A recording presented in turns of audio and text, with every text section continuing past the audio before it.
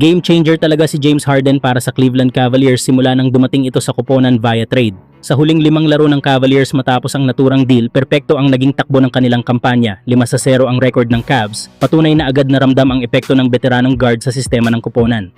Malaki ang naidulot ng tambalan ni Harden at Donovan Mitchell na ngayon ay itinuturing na isa sa pinakadelikadong backcourt duo sa liga. Si Harden ang nagsisilbing pangunahing playmaker, kontrolado ang tempo, malinaw ang ball movement at mas nagiging epesyente ang opensa ng Cleveland. Dahil dito, mas nakakapokus si Mitchell sa kanyang natural na laro bilang scorer na nagre-resulta sa mas balanseng opensa at mas mahirap depensahan na sistema gabi-gabi.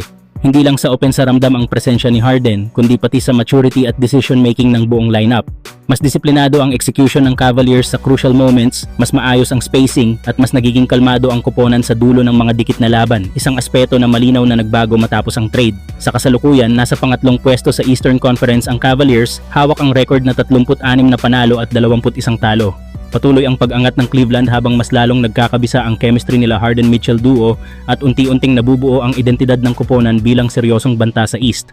Sa ngayon, malinaw ang direksyon, nasa panalo ang Cleveland at malaking bahagi nito ay ang pagdating ni James Harden. Kayo mga idol, anong masasabi nyo? Hanggang saan kaya ang mararating ng Cavaliers ngayong buo na ang kanilang backcourt?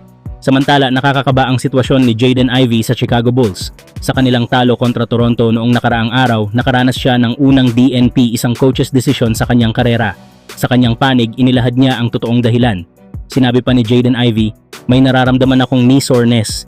Hindi na ako yung dati, ang lumang JI ay patay na. Pero buhay ako kay Kristo kahit ano pa man ang nangyari sa basketball. DNP man o points, panandalian lang yan. Si Jesus ay eternal." Tandaan natin mga idol na si Jaden Ivey, 24 na anyos, ay nakipaglaban sa seryosong injuries noong nakaraang taon sa panahon niya sa Detroit Pistons kaya hindi nakapagtataka na ngayon ay may knee soreness siya.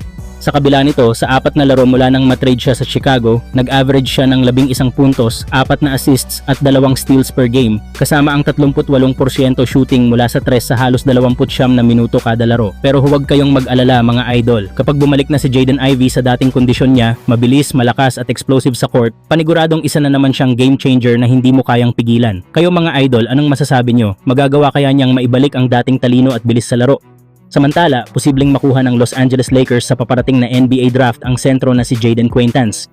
Isa sa mga pangalang patuloy na binabantayan ng Los Angeles Lakers ay ang batang sentro na si Jayden Quaintance. Kung mananatili sa mid to late first round ang magiging pwesto ng Lakers, isa siya sa mga itinuturing na swak na opsyon para palakasin ang depensa sa ilalim. Si Quaintance ay kilala bilang isang defensive-minded center. Malakas ang kanyang presensya sa loob ng pintura, mahusay sa rim protection at may tamang timing sa pagharang ng tira. Kaya rin niyang magbantay sa pick and roll at magbigay ng enerhiya sa bawat minuto niya sa loob ng court. Sa opensa, epektibo siya sa finishing sa ilalim ng basket, offensive rebounds at matitibay na screen na lumilikha ng espasyo para sa mga scorer ng koponan.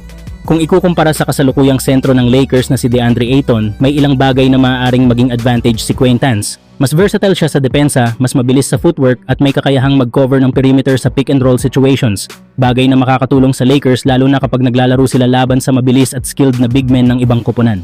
Sa offensive end, bagamat hindi pa ganap na pulido ang kanyang laro, malaki ang potensyal niya sa finishing at rebounding at maaaring magbigay ng mas balanseng impact kaysa sa isang traditional center. Sa konteksto ng Lakers, malaking tulong si Quaintance dahil matagal nang kailangan ng koponan ng batang sentro na kayang magbigay ng depensa, pisikalan at consistency sa loob. Hindi niya kailangang maging pangunahing scorer. Sapat na ang kanyang rebounding, depensa at kakayahang gawin ang mga trabahong hindi laging lumalabas sa stats ngunit mahalaga sa panalo. Kung maihahambing, maaari niyang palitan o i-complement ang estilo ni Ayton lalo na sa mabilis at versatile na depensa na hinahanap ng Lakers sa modern NBA. Kung ikukumpara sa ibang NBA centers, ang estilo ng laro ni Quaintance ay may pagkakahawig kay Jarrett Allen sa rim protection at rebounding at may ilang aspeto ng depensa at mobility na maihahalin tulad kay Bam Adebayo bagamat mas limitado pa ang kanyang opensa sa ngayon. Sa kabuuan, kung maghahanap ang Lakers ng long-term na sagot sa posisyon ng sentro, si Jayden Quaintance ay isang praktikal at matalinong pagpipilian sa draft. Isang big man na may kakayahang maging pundasyon ng depensa ng koponan sa mga susunod na taon at posibleng magbigay ng mas malaking impact kaysa sa kasalukuyang sentro nila. Kayo mga idol, anong masasabi nyo? Bagay ba si Jayden Quaintance sa Lakers o mas kailangan pa rin nila ng ibang posisyon sa draft?